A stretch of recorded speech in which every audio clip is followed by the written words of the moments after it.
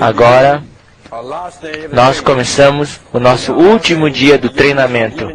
Vocês sabem, os nossos dias começam à noite, até amanhã. É bastante bíblico. Neste último dia, nós temos que abranger os últimos 4 capítulos, 25 a 28. Nestes 4 capítulos, nós temos as 2 defesas de Paulo. No capítulo 25, uma defesa, e no capítulo 26, uma outra defesa.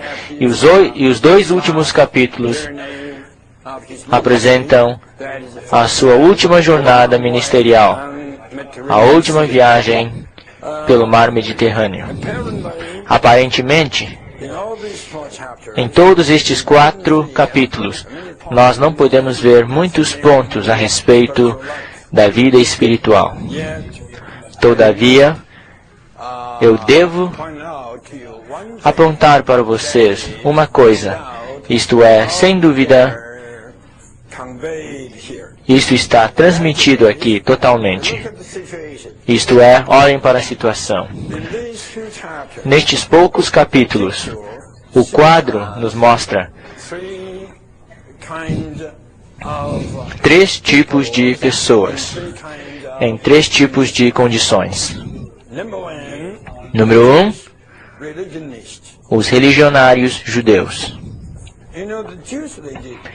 Vocês sabem, a religião judaica era considerada a melhor religião, a religião mais típica, a religião formada por Deus de acordo com a sua própria palavra. Nós sabemos disto. Todas as coisas na religião judaica são típicas e provêm das Escrituras Sagradas, certo? Eles têm a Bíblia Sagrada, eles têm a Terra Santa e eles têm a Cidade Santa, Jerusalém, e eles têm o Santo Templo, e eles têm o Sacerdócio Santo, e eles também têm todas as coisas santas. Todavia, nesta passagem da palavra, estes religionários, ou estas pessoas religiosas, ou esta religião típica, os quais neste tempo estavam a todo momento ao redor de Paulo. Olhem para o quadro. O que eles estavam fazendo era absolutamente não de Deus, certo? Tudo o que eles faziam era 1000% do diabo. Eles até conspiraram, certo? Eles até armaram emboscadas para matar as pessoas. Eles até mentiram. Eles exerceram bastante hipocrisia. Nada aqui é santo. Nada aqui é justo. Nada aqui pode ser considerado por Deus e para Deus. Nesta religião, em absoluto, você não pode ver nada justo, santo, espiritual. Não precisamos falar de divino. Tudo que era praticado lá, com o caso deste homem Paulo, era diabólico. Não apenas pecaminoso, não apenas carnal, mas simplesmente diabólico, infernal. Era totalmente algo proveniente do inferno. Certo? Isto está claro. Então, a segunda categoria de pessoas, com uma segunda condição, isto é, os políticos romanos. Primeiramente, vocês veem o comandante. Depois vocês veem Félix. Depois vocês veem Festo. Depois vocês veem o rei Agripa. Eu lhes digo, quanto mais elevado eram os políticos, mais podres, certo? Mais podres eles eram. O comandante não era tão podre como Félix. E Félix não era tão podre, corrupto como Festo. E Festo não era tão corrupto como Agripa.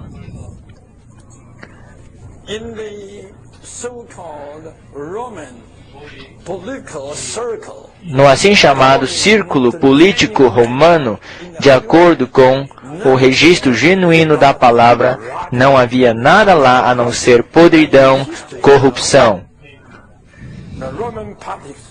E na história nós sabemos que os políticos romanos eram famosos. Como nós já mencionamos, que a cultura ocidental é construída com estes 3 itens. A religião hebreia. Agora vocês podem saber que religião era esta. E a cultura grega e a política romana. Tudo isso estava cheio de corrupção. Mais tarde vocês verão que estes 2, Félix e Festo, Félix tomou uma mulher, certo? Chamada Drusila. Drusila. E ela abandonou o seu marido e viveu com Félix. E a irmã dela, Berenice, estava vivendo com o seu irmão, Agripa. Agripa, com esta segunda mulher, Berenice, eram do mesmo pai. Tinham o mesmo pai. Herodes, aquele que matou Tiago no capítulo 12. Que matou Tiago, um dos 12. E estes 2, do mesmo pai, viviam juntos incestuosamente. É por isso que aqui Agripa e Berenice são mencionados. Não se diz que Berenice era a esposa de Agripa. Mas, quando Festo estava com Drusila, se diz claramente que era a esposa dele. Agora, olhem para dentro do registro. É claro, Lucas não tinha nenhum encargo de expor todas as trevas dos políticos romanos. Mas, de acordo com o fato, lendo a história, nós descobrimos todas estas coisas tenebrosas. É claro que Paulo sabia bastante bem. É claro, como o irmão Bill Lawson mostrou em Atos 10:30, Paulo classificou os grupos deste mundo em 3 grupos: os judeus, os gentios e a igreja de Deus. Agora, nestes 3 capítulos, o quadro nos mostra a igreja em Deus, em Jerusalém, estava não de uma maneira encorajadora. O povo judaico religioso era assim, certo? Daquele jeito, diabólico e infernal. E os políticos do governo romano eram assim, simplesmente podres, corruptos, cheios de trevas, amando o dinheiro, amando a lascívia. Eles estavam lá não sendo para nada a não ser para 2 coisas, dinheiro e sexo, certo? Este era o círculo da política romana. E a igreja, eu lhes digo, quando Paulo estava sob a custódia lá naqueles 2 anos, toda vez que ele considerava a igreja em Jerusalém, eu lhes digo, ele ficava mais decepcionado. Ele ficava mais decepcionado. O que ele tinha visto lá? Certo? Comprometer-se, fraqueza, porque este vaso foi iluminado ao extremo. Vocês sabem, mesmo ele escreveu a epístola de 2 Coríntios, certo? E em 2 Coríntios ele nos falou que ele foi para o terceiro céu. E ele viu coisas lá. E ele desceu para o Hades, para o paraíso, a parte agradável do Hades. E ele viu algo lá. Ele obteve a maior revelação, certo? Ele estava iluminado. Ele era alguém que via todos os segredos. Ele é aquele que viu todos os segredos neste universo, mais a economia de Deus do Novo Testamento. Agora ele estava em tal situação. O povo na religião judaica era assim. E o povo na política romana era assim.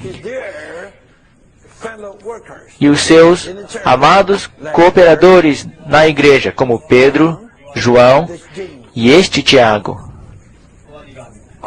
Eu lhes digo, este quadro é totalmente preto demais, negro demais, tenebroso demais.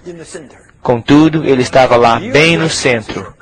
Considerem, se nós hoje à noite pudermos perceber tal quadro, se nós podemos perceber tal quadro, quanto mais ele, estando naquela situação tão tranquila, tão calma, na custódia, naqueles 2 anos. Considerem quanta revelação ele deve ter recebido e armazenado dentro do seu ser. E ele estava lá, vendo todas estas coisas, não apenas vendo, mas enfrentando o povo religioso daquela religião hipócrita e todos estes políticos deste círculo corrupto do governo romano. Também ele estava lá experimentando aquele tipo da vida da igreja, cheio de compromissos, de comprometer-se, cheio de fraquezas, sem luz, sem revelação, e ninguém era ousado para falar da visão que tinha visto. Pedro deveria, certo? Deveria ter se levantado. Deveria ter permanecido na revelação que viu. Mas ele não fez isto. Mas agora vamos voltar para a situação da igreja de lá. Nos primeiros 5 capítulos, certo? Especialmente os capítulos 2, 3, 4 e 5. Vocês podem ver quão fortes Pedro e João eram, certo? Por causa da atitude forte deles, Pedro foi colocado na prisão 2 vezes pelo Sinédrio, certo? É claro, vocês podem dizer até o capítulo 12, Tiago, o irmão de João, foi morto, foi martirizado. Vocês devem perceber, no entanto, que ele não foi martirizado pelo Sinédrio, mas pelo político romano. Vocês podem ver, o Sinédrio religioso judaico era forte contra Pedro e João, nos capítulos 4 e 5. E ali, vocês não podem ver qualquer indicação de que Pedro e João eram fracos. Estavam com medo das coisas judaicas. Vocês não podem ver nenhuma indicação de que Pedro estava se comprometendo. Não. Ele não estava se comprometendo. Não, é absoluto. Mas, se vocês lerem os capítulos de Atos, a partir do capítulo 15, mais o capítulo 2 de Gálatas, vocês podem ver que Pedro foi totalmente exposto na sua fraqueza, mesmo na sua hipocrisia. Agora, nos primeiros poucos capítulos, por causa da posição forte e da atitude forte tomadas por Pedro e João, os judeus simplesmente perseguiram os santos a tal ponto de todos os crentes terem saído de lá. Eles não podiam permanecer lá. A oposição, a perseguição eram ferozes demais, fortes demais. Então nós temos um versículo que nos diz que todos partiram, todos foram dispersos, apenas os apóstolos foram deixados lá. Ouçam, no capítulo 21, quando Paulo fez a sua última visita a Jerusalém, Tiago disse, olha aqui, dezenas de milhares, todos ficavam lá. Vocês sabem, se Pedro, João e este Tiago, no capítulo 21, tivessem realmente tomado uma posição tão forte e tivessem conservado uma atitude tão forte como Pedro e João fizeram nos capítulos 2, 3, 4 e 5, eu lhes digo, eu realmente creio que a maioria dos crentes judeus teriam sido dispersos. Vocês sabem, aquela dispersão, se fosse assim, teria sido considerado como a salvação deles. Vocês sabem, todas estas dezenas de milhares de crentes que tinham crido no Senhor e que ainda eram zelosos pela lei, a permanência deles lá os matou. Não tarde demais. Não mais do que 10 anos mais tarde, Tito veio. Joséfo nos conta que Tito destruiu completamente Jerusalém e matou todos os habitantes, especialmente as mulheres e as crianças. Sem dúvida, aquela matança incluiu todos os cristãos. Deus usou uma pedra para matar 2 passarinhos. Vocês sabem, o Senhor Jesus em Mateus 22 descreveu a ira de Deus já. Ele falou para os judeus, o dono da vinha ficou irado, furioso com estes vinhateiros malignos e enviou o exército. Então o Senhor Jesus predisse que Deus iria mandar o exército romano para destruir a vinha inteira. E aquela destruição incluiu a igreja em Jerusalém. Simplesmente por causa da atitude comprometedora, do espírito comprometedor de Tiago e da fraqueza de Pedro. Se eles não fossem o que eles tinham sido, certamente algo teria sido realizado. Ou todos os santos teriam sido dispersos, ou eles teriam sido, eu lhes digo, sacrificados. De acordo com a história, Tiago, no capítulo 21, este Tiago foi martirizado desta maneira. O Sinédrio, os líderes do Sinédrio, o consideravam muito bom para com o judaísmo. Vocês veem? Ouçam isto. É melhor vocês estudarem história. Daí, eles convocaram uma congregação e perguntaram e pediram a Tiago para lhes falar, esperando que Tiago pudesse falar para a congregação algo de uma maneira positiva a respeito do judaísmo. E por fim, Tiago, neste aspecto, ele foi fiel. Ele não falou nada sobre o judaísmo, mas, certamente, ele pregou Cristo. Ele pregou Cristo fortemente. E todo o Sinédrio, todos os líderes do Sinédrio não gostaram de ouvir a palavra Jesus. E aquilo os ofendeu. E ele foi morto. Ele foi morto pelos líderes do Sinédrio que convocaram uma congregação, pensando que ele diria algo pelo judaísmo. porque todos os líderes do Sinédrio sabiam que ele era pelo judaísmo. Uma impressão errada que Tiago deu para o Sinédrio. Este foi o erro dele. Certamente, vocês veem, mesmo os líderes do Sinédrio, lendo o capítulo 21, irmãos, olhem, todos esses crentes eram zelosos pela lei. Os líderes do Sinédrio estariam contentes de ouvir isto. Que impressão errada ele deu para as pessoas. E ele foi mais adiante para forçar Paulo para dentro da armadilha.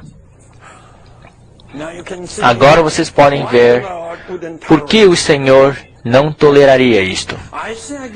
Eu digo novamente, eu simplesmente não posso acreditar que bem no começo de tal situação, Pedro ficou calado o tempo todo. Eles deveriam ter feito algo para esclarecer, clarear a situação. Eles deveriam ter carregado este encargo de fazer algo. Não havia necessidade para Paulo entrar em cena. Paulo obteve o encargo dele para o mundo gentil, mas eles não cumpriram com seu dever. Antes, pelo contrário, ele deixou a igreja lá numa situação de decadência. Eu lhes digo, Paulo estava totalmente descontente a respeito da situação, e ele estava totalmente debaixo deste pesado encargo de levar a cabo a economia de Deus do Novo Testamento.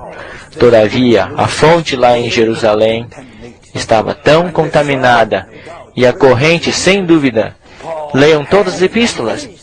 Paulo teve que enfrentar todos estes judaizantes em todos os lugares, no mundo gentil, em todas as igrejas gentias. Os judaizantes estavam lá. Mas a carta foi escrita aos Gálatas, à igreja na Galácia.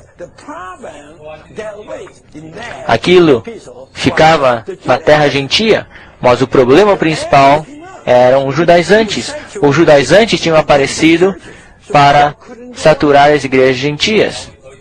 Então, Paulo não podia mais ir adiante. É claro, em alguns dos livros, especialmente no livro para os Colossenses, o tratamento era principalmente com os gnósticos, os filósofos gregos, sem dúvida. Mas o problema principal que danificou a vida da igreja no mundo gentil era o judaísmo, os judaizantes. Portanto, Paulo não podia mais seguir adiante. Vocês podem ver, ele foi forçado a retornar. Ele tensionava continuar com direção a Roma e depois ir para a Espanha, que eram os confins da terra naquele tempo. Contudo, ele não podia seguir adiante. Então, vocês podem ver, se vocês lerem os capítulos 18 e 19, vocês poderão ver que a sua obra não tinha sido completada ainda. Todavia, ele tensionou retornar a Jerusalém. Ele tinha um encargo de voltar para tratar com aquela fonte. Ele estava em tal situação. É claro, ele não era Deus, ele não sabia de tudo que estava esperando pela frente. Mas o Senhor estava claro. O Senhor estava claro. Leiam estes poucos capítulos. É realmente duro para todos os leitores e os mestres decidirem se era certo ou errado Paulo ter ido para Jerusalém. É realmente difícil de dizer. Realmente difícil de se dizer. Porque, por um lado, o Espírito falou para Paulo para não ir. É claro, não diretamente, na maioria das vezes, através dos membros do corpo. Contudo, por outro lado, o Espírito falou para Paulo, haverá lá cadeias para você. Você será amarrado em Jerusalém. Então, o Senhor estava claro sobre a situação. Mas quando ele foi resgatado pela soberania do Senhor, das mãos daqueles judeus amotinadores, para dentro das mãos do comandante, vocês sabem, naquela noite, o Senhor veio a ele. E ele disse, coragem, eu te asseguro que tu farás o mesmo testemunho em Roma, como fizeste aqui em Jerusalém a meu respeito. Aquilo foi uma certeza forte para Paulo. O Senhor disse, coragem. Isto significa que certamente ele estava com medo. Se ele não estivesse com medo, o Senhor não precisaria dizer coragem. Ele estava com medo. Eu lhes digo, naquela situação, quando os judeus amotinadores o capturaram no templo, aquilo realmente matou de susto as pessoas, certo? Mas o Senhor era soberano lá. E o Senhor o resgatou para fora daquela situação ameaçadora e terrível. Portanto, durante a noite, o Senhor veio para assegurar-lhe e também indicando que o Senhor o levaria a Roma para cumprir o seu desejo pelo Senhor. Agora, nós voltamos para o quadro. A igreja era assim, fraca, se comprometendo, sem vida lá, sem testemunho lá, certo? E o povo religioso, na religião judaica, era daquele jeito, certo? Simplesmente cego, cheio de ódio, diabólico, infernal, e os políticos no governo romano eram desse jeito, podres, corruptos, e ele estava bem no centro. Eu retrato desta maneira para vocês, para mostrar que este homem Paulo era tinha mais do que um encargo, e estava mais do que saturado com a economia de Deus do Novo Testamento. Ele diria, sim, olha para a situação, nada mais é necessário, mas a economia de Deus do Novo Testamento. E qual é a economia de Deus do Novo Testamento? Isto é, propagar. Propagar o Deus triuno processado, certo? O qual se consumou nesta pessoa, o Cristo todo inclusivo e ressurreto. Apenas esta propagação deste Cristo ressurreto é a verdadeira resposta para tal situação pobre e lamentável nesta terra. A situação inteira nesta terra é um caso sem esperança, certo? O que havia lá era simplesmente, o que se devia fazer era simplesmente deixar que Deus levasse a cabo a sua economia do Novo Testamento, propagando este Cristo ressurreto.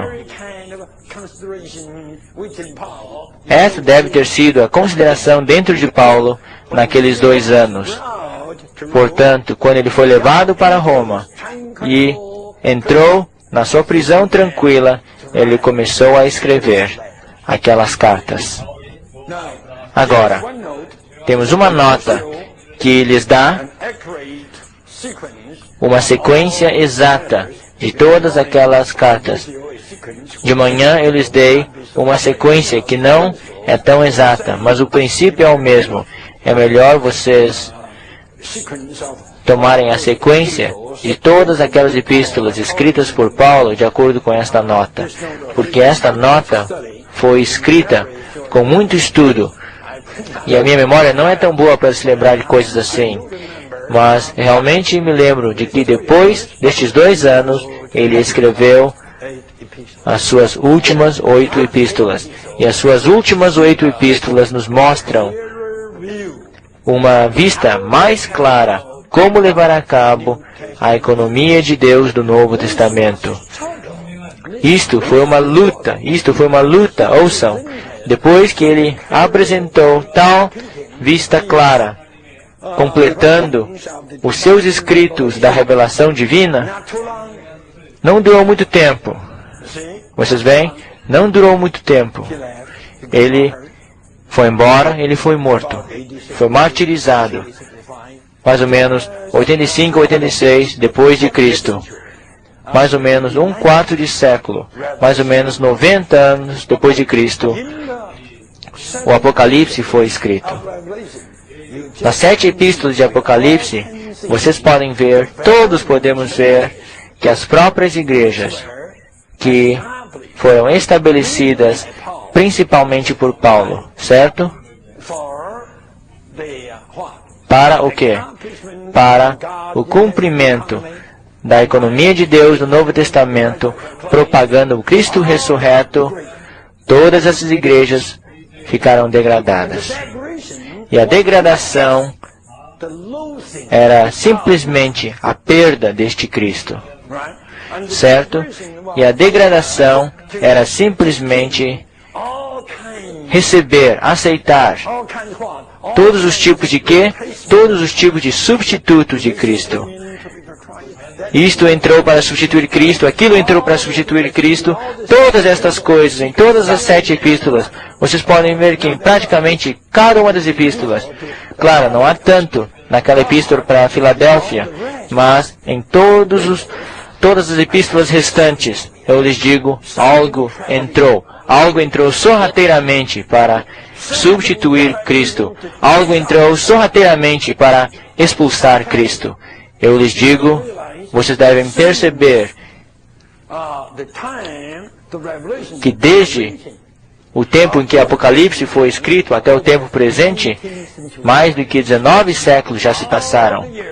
Todos estes anos, esta luta tem continuado.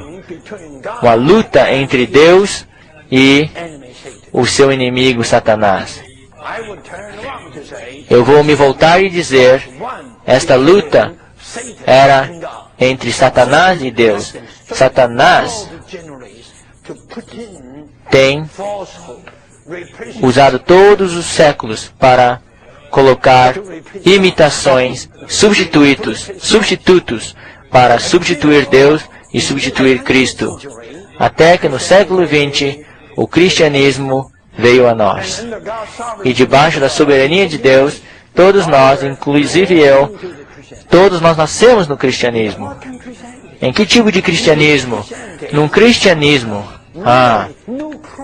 que praticamente não tem Cristo. Há o nome de Cristo, mas não há a pessoa. Certo? Olhem para o Natal. O que é Natal? Eu devo lhes dizer, provavelmente já lhes disse uma vez, a minha mãe era uma cristã de 4ª geração. Contudo, a nossa família está vivendo numa vila, um pouco longe da cidade. Portanto, a primeira vez que eu fui levado para o cristianismo e ouvi o cristianismo foi numa noite de Natal. Eu fui levado para a cidade e a minha mãe, as tias da minha mãe, a irmã da mãe dela, que tinha sido criada junto com a minha mãe e tinha mais ou menos a mesma idade, tinham estudado na mesma escola. Esta tia tinha se casado com um pastor, e aquele pastor era o tio da minha mãe. Ele estava pastoreando uma igreja batista sulina naquela cidade. E a minha mãe me levou, e o meu irmão e a minha irmã, para ficar na casa da tia dela, na casa daquele pastor. Daí veio a noite de Natal. Daí eles nos levaram, a todos nós, as crianças, para aquela catedral. E a primeira vista que eu vi do cristianismo foi a celebração do Natal. E a primeira coisa que caiu nos meus olhos, a primeira coisa que eu vi foi uma meia enorme,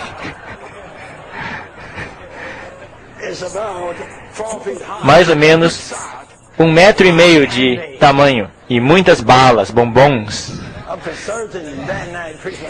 Naquela noite de Natal, a certo momento, o pastor pegou a meia grande e jogou os bombons para todo mundo, inclusive eu. Eu fiquei tão alegre de pegar os bombons. E a segunda coisa que me impressionou foi Papai Noel. Uma espécie de demonstração, e uma pessoa cristã demonstrou o Papai Noel pintando a cara dele. Você sabe o que eu quero dizer? Oh, eu nunca posso me esquecer daquela vista. Aquela vista me impressionou. Até as medulas do meu osso. O que era aquilo? Aquilo era cristianismo. Cristianismo é assim mesmo. É exatamente assim. Eu apenas ilustro um pouquinho. Todos nós nascemos numa coisa assim. E todos fomos criados numa coisa assim. E mais, todos aqueles ensinamentos superficiais. Então, o primeiro hino que eu aprendi a cantar é Jesus me ama, isto eu sei, porque a Bíblia me fala assim. Não é tão ruim, certo? Mas todos os meninos na China, nas ruas, eles contavam piadas e brincavam assim, oh, Jesus me ama, eu sei, porque a Bíblia me fala assim.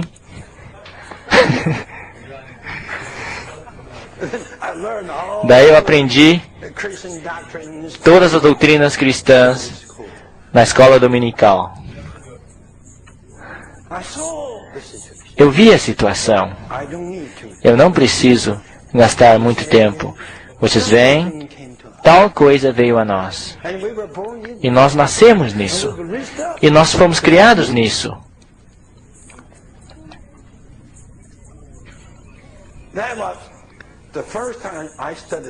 Esta foi a primeira vez que eu tinha estudado a Bíblia. Eu estudei a Bíblia e me disseram que havia 3 sábios, 3 magos, 3 reis magos. E aí no fim, eu procurei analisar onde é que tinha 3 magos, 3 reis magos, lá em Mateus, capítulo 3. Daí eu procurei, não achei 3. E nas demonstrações eles tinham 3. No show do Natal eles mostraram 3. Na manjedoura, aquela criança lá, na manjedoura, e 3 reis magos vindo e se ajoelhando. E aquilo me impressionou a minha mente com os 3 reis magos. Daí eu estudei a Bíblia e não há tal registro. Há apenas uns sábios que tinham vindo. Mas, de qualquer forma, o meu ponto é este. Todos nós fomos impressionados, saturados com todas estas coisas, não sei que tipo de coisas, meio verdade, meio falso, um tanto superficial. Praticamente ninguém conhece a verdade. Então, quando eu fui salvo, eu amava a Bíblia, comecei a estudá-la. E entrei no campo da teologia, embora não tivesse estudado o seminário. Contudo, sem dúvida, eu entrei muito no campo do estudo da teologia. Mesmo em 1925, eu me matriculei para estudar o curso de correspondência da Bíblia de Scofield, levado a cabo pela editora de Moody. Eu tinha estudado aquilo lá em 1925. Daí eu estudei a Bíblia diretamente, escavei dentro da Bíblia e gradativamente eu vi que aquela teologia era totalmente superficial, bem na superfície. E ainda assim não tinha recebido nenhuma luz. Santos? Então, gradativamente, a luz veio. A luz veio. Agora, cá estamos. Estamos aqui. Debaixo desta iluminação, não podemos negar que o Senhor tem nos mostrado o que estava no coração de Paulo. Para que Paulo era? para tal coisa. Isto é, uma revelação plena da economia de Deus do Novo Testamento. E todos sabemos que eu gastei 22 anos de tempo nos Estados Unidos para falar em nenhuma outra coisa a não ser isto. Digam-me, como Deus quer cumprir tal economia feita por Ele mesmo? Isto é, passar por todos os processos, certo? Encarnação, humanidade, viver humano, morte toda inclusiva, ressurreição e ascensão, para propagar-se para dentro do seu povo escolhido, a fim de que todos possam se tornar os seus filhos e os membros de Cristo, e estes possam ser um corpo coletivo para expressá-lo nesta era como as igrejas locais, e nos anos vindouros, na eternidade, como a própria Nova Jerusalém. Santos, todos precisamos ver isto. Isto era o que Paulo viu. Isto era o que estava no coração dele. E isto foi totalmente desenvolvido e revelado nas suas últimas 8 epístolas, as quais nós já abrangemos. Eu estou tão contente de que abrangemos todas aquelas epístolas. Eu vou dizer de uma maneira bastante adequada. Eu lhe digo, na minha opinião, os melhores estudos vida são os estudos vida de Hebreus. Os melhores, para mim. Eu me pergunto se eu tenho tanto tempo para escrever todas aquelas notas, certo? Então, um estudo detalhado é o estudo vida de Efésios e Filipenses. Os estudos sobre estes 2 livros são os mais pormenorizados. Vocês devem penetrar neles para as suas experiências deste Cristo que se propaga na economia de Deus no Novo Testamento. Agora vamos retornar para ver o que está aqui. O que está correndo aqui no capítulo 25? Eu lhes digo, depois de tudo, eu estudei isto uma vez, 2 vezes, mesmo nesses dias eu li isto várias vezes. Quanto mais eu leio, mais eu vejo que não tem nada aqui. Vocês vão me perguntar, então irmão, por que você prepara uma mensagem sobre este capítulo? Bem, eu devo fazer isto. Eu devo ter uma mensagem abrangendo este capítulo, mas de qualquer forma, eu digo novamente, este capítulo continua mais adiante, sob a caneta de Lucas, para nos mostrar as 3 direções: a religião judaica, a política romana e a vida da igreja.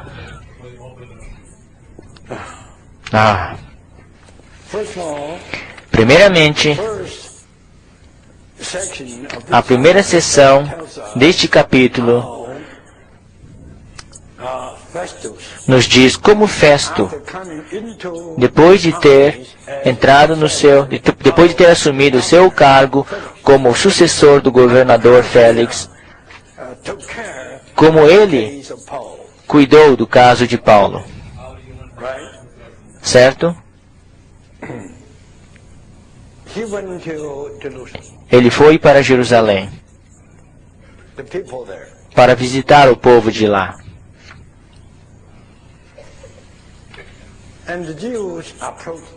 E os judeus vieram falar com ele, pedindo-lhe que trouxessem Paulo de volta para Cesareia. Vocês sabem, o comandante gastou tanta energia com 470 soldados para enviar Paulo de Jerusalém para Cesareia. E agora estes líderes judeus querem obter algo tão barato, que este Festo trouxesse Paulo de volta. Então eles poderiam se emboscar no caminho e matar Paulo. Mas, de qualquer forma, sim, a política romana era podre. Contudo, todos sabemos que a lei romana era forte. Aqui vocês podem ver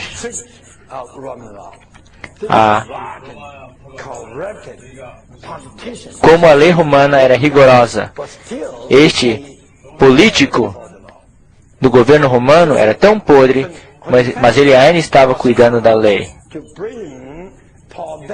Quando pediram a Festo para trazer Paulo de volta a Jerusalém, ele considerou que isto não era segundo a lei romana. Então ele não podia fazer isto e ele não fez isto. Então ele voltou para Cesareia e pediu que todos os líderes judeus descessem a ele. E eles desceram. Certo?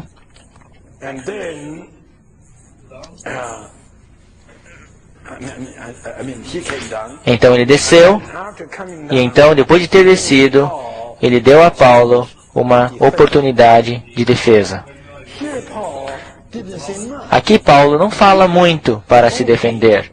Ele apenas se vindica de que ele não fez nada errado, de acordo com a lei judaica, nem de acordo com a lei romana. Ele não fez nada de errado com o templo, não tinha feito nada errado com o povo judeu e não tinha feito nada errado para com César.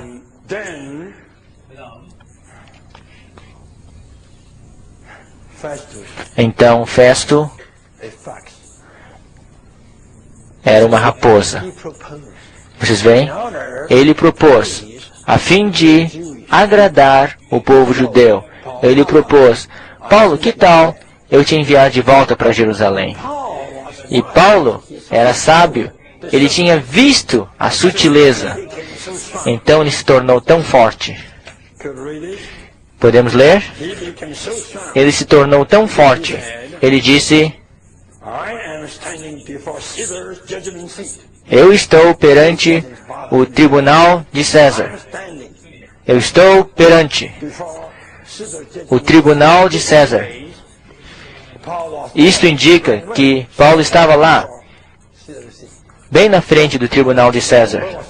Onde estava César? Em Roma. E onde estava Paulo? Em Cesareia. Ele estava em Cesareia. Como é que ele podia dizer que ele estava perante o tribunal de César? Daí ele disse: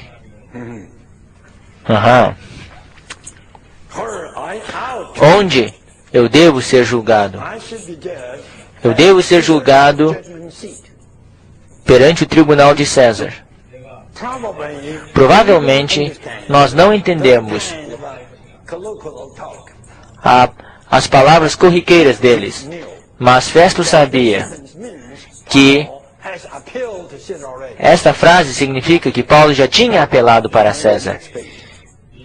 Virem para a página seguinte. Deixe-me ler para vocês o versículo 12. Então, quando Festo consultou o conselho, ele respondeu para Paulo: para César apelaste. Para César apelaste. A causa tinha sido estabelecida. Portanto, para César irás. E isto significa que tudo que Paulo disse era um apelo para César. E aquele apelo tinha sido realizado.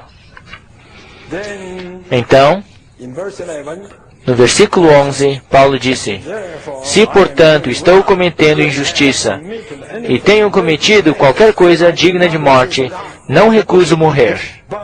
Mas, se não há nada nas coisas das quais estes me acusam, estes judeus me acusam, ninguém pode me entregar a eles, incluindo você, Festo. Ele era bastante forte. Ninguém pode me entregar, incluindo você. Eu apelo para César. Ele era muito forte. Por que ele era tão forte? Por que ele ousou dizer isto? Porque ele era um romano conhecendo a lei romana. Quando ele vai para a lei romana, Festo não tem nenhum jeito. Sim, o político romano era podre, mas a política romana realmente tinha uma lei forte. E aquilo proporcionou a Paulo uma base para apelar a César. Agora, vocês leiam essa passagem e poderão ver que mesmo num dos versículos, ou uma das passagens anteriores, nós já vimos, certo? Que quando ele disse, eu sou um romano, aquilo queria dizer algo. A lei romana fortemente protegia os cidadãos romanos. Portanto, quando você era um romano, ninguém tinha liberdade de fazer qualquer coisa sobre você contra a lei. Aqui, ele apelou para César. Isto era uma lei. Isto era parte da lei. Não pensem que Paulo era um advogado. Não pensem que Paulo não era um advogado. Eu acho que ele foi um bom advogado. Portanto, ele apelou para César. Então, a passagem seguinte nos diz que este Agripa,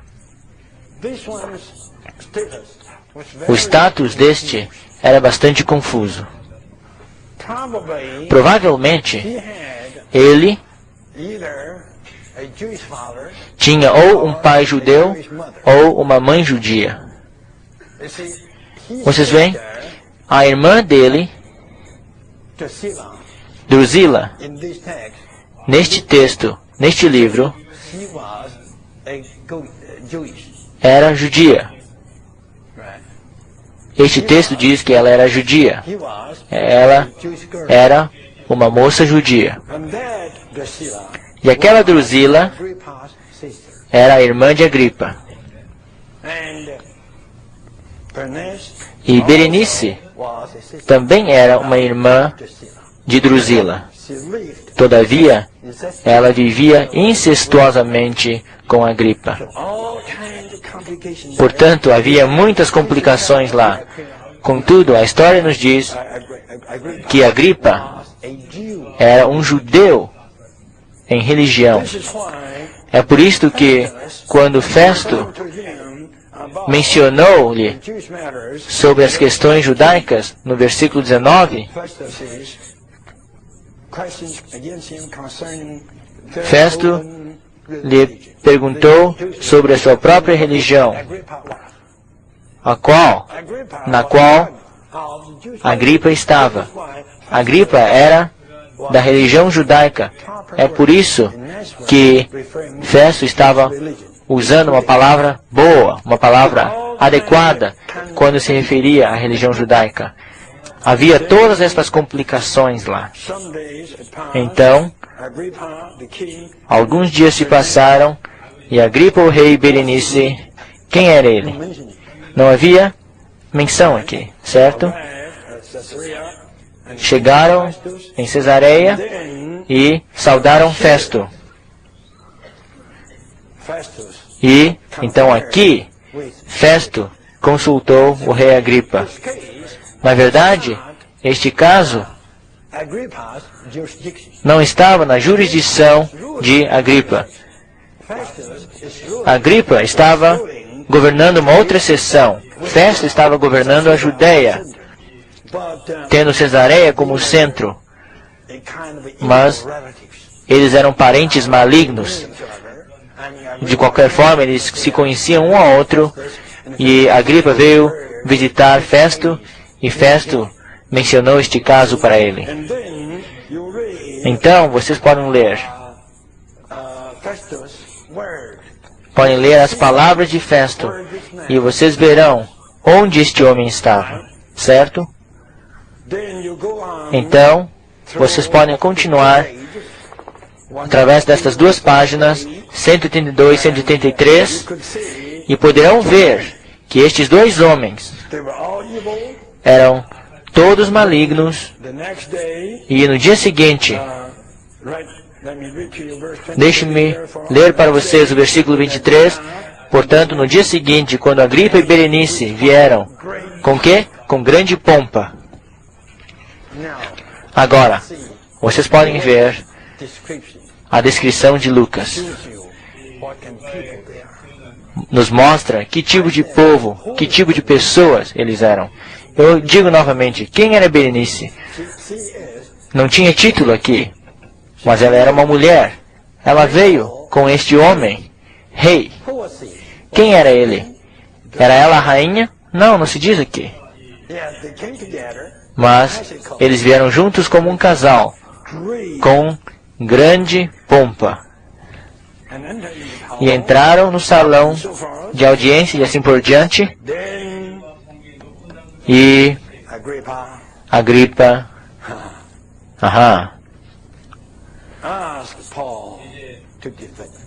pediu que Paulo se defendesse. Na verdade, eu digo novamente, Agripa não tinha base. Esta não era uma causa na jurisdição dele. Mas, você sabe o que eu vou dizer? Esta autoridade, estas autoridades no governo romano estavam fazendo um jogo. Estavam fazendo um jogo aí. Certo? Uma causa como esta, para eles, era como uma bola de basquete. Essas pessoas estavam jogando basquete. Leiam. Especialmente no versículo 19. Mas eles tinham certas questões contra ele a respeito da sua própria religião e a respeito de um certo Jesus que tinha morrido, mas o qual Paulo afirma estar vivo. Uma espécie de palavras de jogo, um jogo de palavras. Então Agripa disse, eu também desejo ouvi-lo. Então, eles arranjaram uma reunião para o dia seguinte e Agripa jogou, ouvindo Paulo. Portanto, Paulo foi lá sendo jogado como uma bola. Certo? De qualquer forma, eu gostaria de lhes dar